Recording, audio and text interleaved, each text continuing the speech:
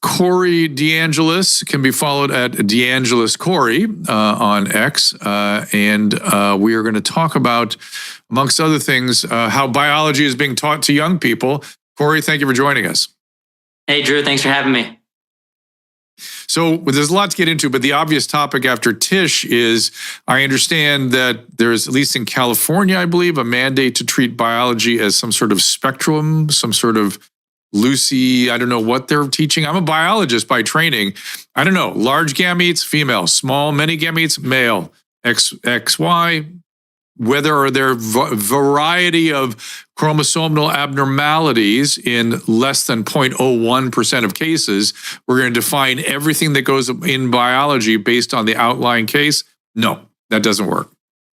Yeah, so Dr. Drew, I'm a doctor, but I'm not a real doctor. I'm more like a Jill Biden doctor. I have a PhD in education policy. So I might not, hey, maybe the teachers union is right here in Washington state, where they're saying that biology is a spectrum and that sex is more of a social construct than a biological construct. And so we actually found some undercover videos from the Washington Teachers Association. It's the NEA affiliate in the state of Washington. And there's 2 ballot initiatives that are gathering signatures right now by Let's Go Washington, a group out there that pushes free market ideals.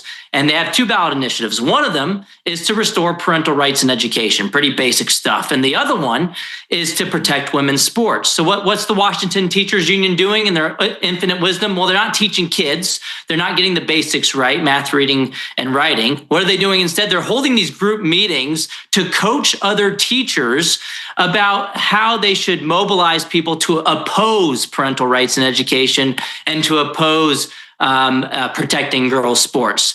And so I leaked a lot of these videos that came out from a whistleblower that's actually in this meeting. I blurred out all of the information of the members there, but those are teachers union members in the shot. And you have one of the teachers that comes forward and says, you know what, I'm a doctor. I have, all these degrees in biology and gender studies. And, we can't protect girls' sports because biology is a spectrum, and all these things that they do to test, like look at the genitals and do all of these, other procedures. They might conflict with one another, and they start getting into the intersex stuff, and they use these outliers to say, well, we can't protect any girls' sports because who's going to know? We don't know if the boy is actually a boy playing in the girls' sports. It's just we're just guessing, and that's what the doctors do at birth. They're just guessing the birth. It's not actually, you can't figure it out. So they try to make it as complicated as possible.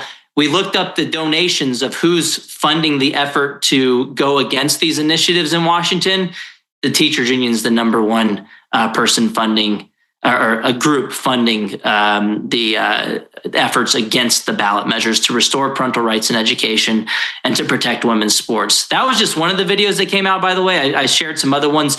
One of the other teachers in the group was brainstorming and saying, when we're messaging this against these ballot initiatives, we should remind everybody that these aren't Olympic style athletes that we're talking about. These are middle school volleyball girls. Who cares about them? They were trying to say it's not a big deal because this isn't the Olympics. They're not setting records or anything. But if anything, you can make the opposite case that the younger girls should be even more protected because they're not adults yet. They're not. They're more susceptible to injury, and you can go and so on and so forth. But it's just crazy.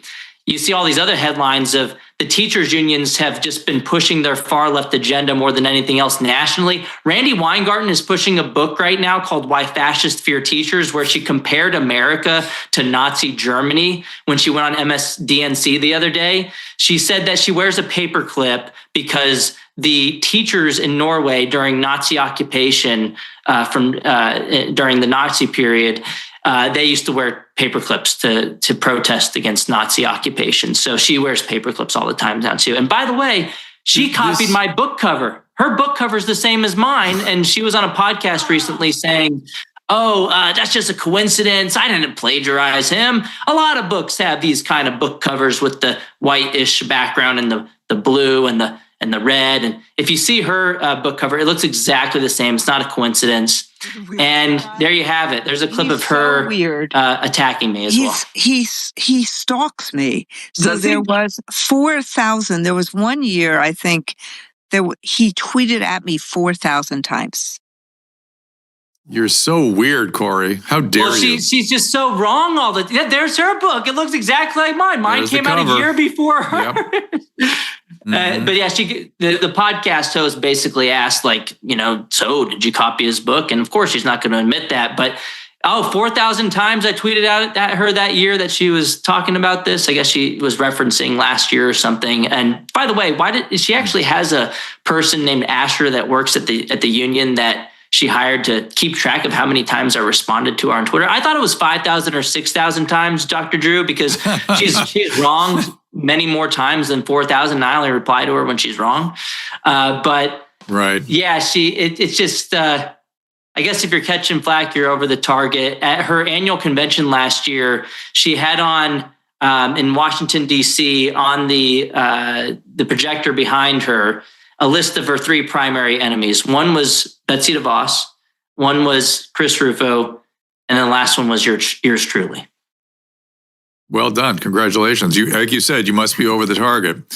That's where the flack is the most intense. So what needs to be done? I mean, is it parental rights? Is that what needs to be reinforced so parents can assert themselves against this power? Well, the red states are figuring out, and these are the ones that are less controlled by the teachers union. Some Republicans are in the pocket of the teachers union. For example, President Trump's administration just recently announced an additional move to further dismantle the Department of Education by signing 6 interagency agreements to move things out of the Department of Education and into other departments so that it becomes an easier lift for Congress to totally eradicate that department once and for all. I mean, I will say it was created in 1979 as a political payoff by Democrat Jimmy Carter to the teachers union. The NEA, he wanted their endorsement, the largest labor union in the country. And again, they've been so political that 99.97% of the campaign contributions from Randy Weingarten's union went to Democrats the last election cycle. The teacher union is more of a money laundering operation than an academic institution. And they're not really concerned about educating kids. And so a couple of things that we can do, or what the red states are doing with leading on the issue of school choice, the money doesn't belong to the government schools that you're assigned to based on your address. The money's supposed to be meant that we pay for in taxes for educating the kid. And so the basic kind of policy mechanism is to allow that funding that's meant for your child to follow the kid to the school that works best. Yes. And that could be a public school if you like. If you like your public school, you can keep it. But if not, you should be able to take that money to a private school, charter school, or a home-based education option, which leads to competition. It's a rising tide that lifts all boats. It improves the outcomes in the public schools because they have to up their game.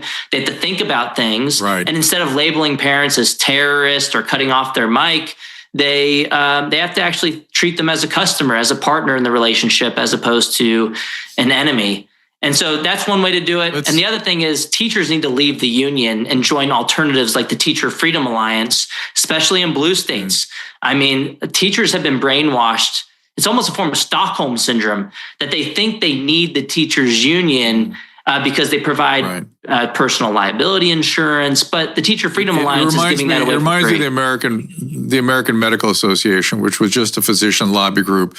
It no longer has any utility for any physicians under almost any circumstances. So very few doctors actually belong to the AMA. People don't understand this. We belong to our professional societies, the American College of Physicians, American College of Surgeons. The AMA is just this relic of some lobby group from the past. Seemed like the teachers union needs to go the same way. Let's switch over to the Department of Education and Linda McMahon. I had the opportunity to speak to her in Washington. Caleb, I don't know if you have that B-roll. We don't have to get into that interview so much, but she essentially told me, she didn't say this specifically, but she said, I'm here to dismantle the Department of Education. This is ridiculous. We spend more money than anybody. We get worse outcomes than anybody. This is not a functioning department. What's happening now? Yeah, it should have never been born. It should have never been created. It was a political organization from the start, and they had their stated purpose of closing achievement caps. They haven't done that because it was never about improving academics. That was just kind of a charade. And they've thrown more money at the problem. Hang on, I got to tell you, when I really, my scales fell from my eyes when I saw the second Obama administration cabinet member from the Department of Education, the Secretary of Education, was a young, smart black man, and he was on the Chelsea Handler talk show when she had a talk show on streaming, and she said the conceit was, I didn't know anything about education. I didn't go to school, so I thought I'd bring the Secretary of Education here to find out what is education all about. So, Mr. Secretary, what do you do? And he goes, what do I do? What's my job? She goes, yeah, what's your job? He goes, my job is to make sure the civil liberties of every student in this country is protected. And I thought, oh my God, that has nothing to do with education. What a waste of money. What is going on here? That was when I was like, oh crap, we need to get rid of this department. And a lot of the Democrat politicians like Obama say that they love public education so much, but then they send their own kids to private schools, and you wouldn't catch them ever sending their children to the failure factories. Like in Chicago, they have 55 public schools with not a single kid proficient in math. They spend $30,000 a kid. Private schools are often half that amount in tuition. In fact, the president of the teachers union out there, her name's Stacey Davis Gates, she said standardized testing was rooted in racism or in white supremacy. Of course. They called reopening schools racist during COVID, and she sends her kid to a private school. So there's so much hypocrisy. And the Department of Education, it's spent over $3 trillion since its inception. It hasn't done anything to improve academic outcomes. In fact, we've had decades of learning loss post-COVID. And in places like Chicago, they've lost about 10% of their student enrollment since 2019. But guess what they've done? They increased staffing by 20%. And the most recent year of data shows that they've spent about $8 million on travel expenses, which is doubled pre-pandemic levels. It's just crazy. It's a job to me. There's nothing. I don't know of anything more racist than allowing African-American children to languish and not get properly educated. That is the most racist notion and the most handicap. How do you handicap a population? You don't. They tried to do that here in California, if you remember. Remember Prop 186 from way back, where they mandated that children that didn't speak English learn proficiency in English. This was racist. This was terrible. And of course, the kids came around in 6 months. There was no problem. They learned English, as opposed to being handicapped because they didn't speak the language of the country they're trying to get jobs in. Well, I mean, hypocrisy is the norm for the left-leaning politicians. I mean, and it's because the teachers unions make it that way, because all of their money is funneled back in the form of money laundering to the Democrat campaign coffers. And Democrat voters support education reform. You poll them over and over again, they support school choice. And I really think that school choice parents tipped the governor's race for DeSantis in 2018, at least, because his opponent wanted to get rid of the voucher program. But yeah, you're right. I mean, this idea of systemic racism, it's so obvious in the public school system, but that term is just used as a hammer by the left to silence people that they don't like or policies that they don't like. But then they give the public school system a pass, and then their only solution is to throw more money at it, which has never worked. We've increased per student spending by 108% in real terms since 1980, since the Department of Education started. Have the outcomes gotten 108% better? No, they've gotten worse. And so, of course. The thing is, politicians don't respond to logic. They respond to power dynamics, and there's so many of them that are owned by the teachers unions.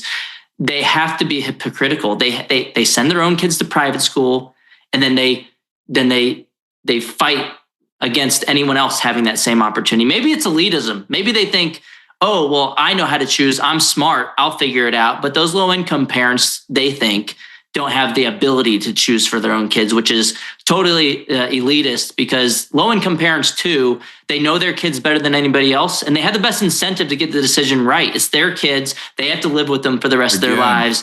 They're going to choose right. ultimate racism, ultimate classism, ultimate elitism. It does not get any more elitist than that. I was just looking up a evolutionary biologist, a psychological evolutionary biologist named David Buss. I thought he was in Washington, but I guess he's now down in Texas. But I looked him up because I thought, wow, Washington has one of the great biologists who has worked on the differences between the XY and XX organisms, and but he's had to. Got chased out of that great state of Washington. Well, I live in Texas, so he came to my home state, and that's great. The land of freedom, and we just passed the universal school choice program this year, and it's going into effect. Parents can start applying. I guess what's going to happen is the proof will be in the pudding. I mean, people just look at the data. I mean, where are things going better? Where are they going bad? Well, and where are people voting with their feet? They're going to states that have school choice. Of course. It's my buddy Adam Carolla calls safe spaces and octagons. He goes, the world's just going to be safe spaces and octagons. Texas is going to be an octagon where people diet, exercise, fight it out. And the safe space states are going to start coming to the octagon states for assistance eventually, because it's going to get so bad. They're just going to fall apart. And I noticed, was it California? Somewhere wants to start chasing people when they move for a percentage of their, not just income, their net worth. This is draconian crazy times. I mean, it's great that we have laboratories of democracy and you have these theories about Tebow competition, that the politicians are going to listen when people vote with their feet. But, the individual politician, I don't think really cares if they have net, people leaving the state, right? I mean, the overall government maybe does, but the governments don't have incentives. People have incentives. And so it would be great. I mean, the Republicans are going to win seats in Congress for having better policies. I mean, Florida's expected to win seats in Congress in the next census. I wish the census was done every 5 years instead of 10 years so that we could have more better representation for states that are gaining people who actually want to live there. They'll have more seats in Congress. Texas is expected to win seats. New York and California obviously expected to lose. I looked at the map that shows like the red and green states that are expected to gain and lose. And I think there were like 8 that were for sure going to gain seats. And I think all of them had some form of expansive school choice policies, whereas the states that were losing population and losing seats, they are in bed with the teachers unions and not giving people the opportunity to raise their kids. Homeschooling too. A lot of homeschooling. I bet you that's going to really pick up. Corey, where do you want people to go? How do you want people to support your projects?